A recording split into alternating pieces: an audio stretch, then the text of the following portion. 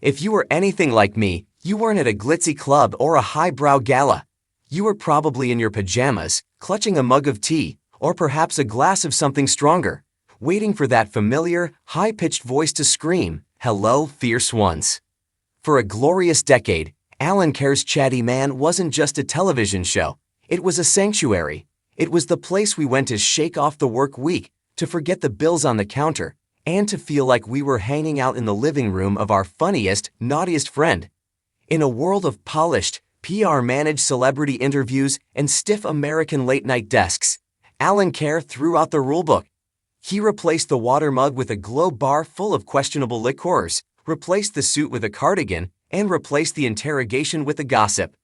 If you've been feeling a bit disconnected lately, or if the current landscape of television feels a little too curated, take a walk down memory lane with me.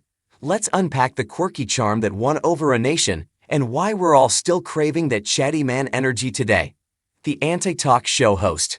Let's be honest, on paper, Alan Carr shouldn't have been a superstar. By the brutal, airbrushed standards of the early 2000s media, he didn't fit the mold. He wasn't the suave, suited, and booted host. He was the spexy, toothy guy from Northampton with a voice that could shatter glass and a laugh that sounded like a seal having a panic attack. But that was exactly his superpower. Alan didn't try to be cool. He leaned into the awkwardness. He made the joke before you could. He was the physical embodiment of British self-deprecation. When he sat on that sofa, legs tucked up or flailing wildly, he wasn't looking down at us from a pedestal. He was looking at us from eye level. He represented the best of us, the part that loves a cheeky drink, the part that gets starstruck but tries to play it cool, and the part that just wants to have a giggle without worrying about looking silly. He made us feel like it was okay to be a bit weird, a bit loud, and a bit much. He turned the flaws that others might hide into his greatest assets. He taught us that being yourself, unapologetically, is the most magnetic quality you can possess. The globe, a stroke of genius. Can we talk about the drinks globe? Before Chatty Man, talk shows were dry affairs.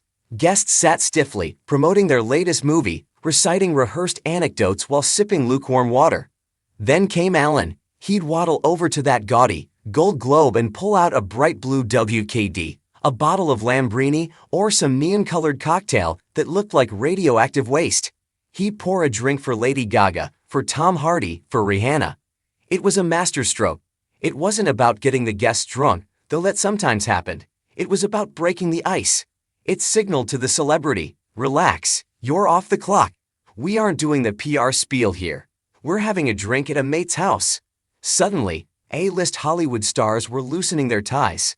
They were doing shots of sours. They were eating crisps. The veneer of celebrity cracked, and for 45 minutes, we saw the human being underneath. We saw Adele cackling like a drain. We saw Justin Timberlake bewildered but delighted by British confectionery. It created an intimacy that money can't buy. It made us feel like we were in on the joke, sitting on the other end of that sofa, glass in hand. Warmth over wit, though he had both. There is a distinct style of British comedy that relies on being cutting. It's cynical, it's sharp, and sometimes it's mean. Alan Carr went the other way. His comedy was camp, it was observational, but above all, it was warm. He never punched down. Even when he was being cheeky or rude to a guest, it was done with such a twinkle in his eye that they couldn't help but love him for it. He treated the biggest stars in the world like his next-door neighbor. He'd ask Rihanna about her laundry. He'd ask Kim Kardashian if she'd ever been to a Greg's. He grounded the ungroundable. This warmth is what builds community. It's why, years after the show has ended, clips of Chatty Man still go viral on TikTok and YouTube. We crave that lack of pretense. We crave that feeling of safety, knowing that for an hour, the world isn't a scary place, it's just a funny one. Why it matters now. You might be wondering, why get so sentimental about a talk show? Because Chatty Man represents a type of connection we are slowly losing. In our digital age, everything is filtered. Instagram is a highlight reel. Interviews are carefully cut into 10-second sound bites. Interactions are transactional. Alan Carr offered us authenticity. He offered us messiness. He showed us that you can be successful and still be a bit of a disaster. He showed us that kindness and humor get you further than coolness and cynicism. We miss that vibes-based entertainment. We miss the feeling of belonging to a club where the only entry requirement is a sense of humor and a tolerance for cheap booze.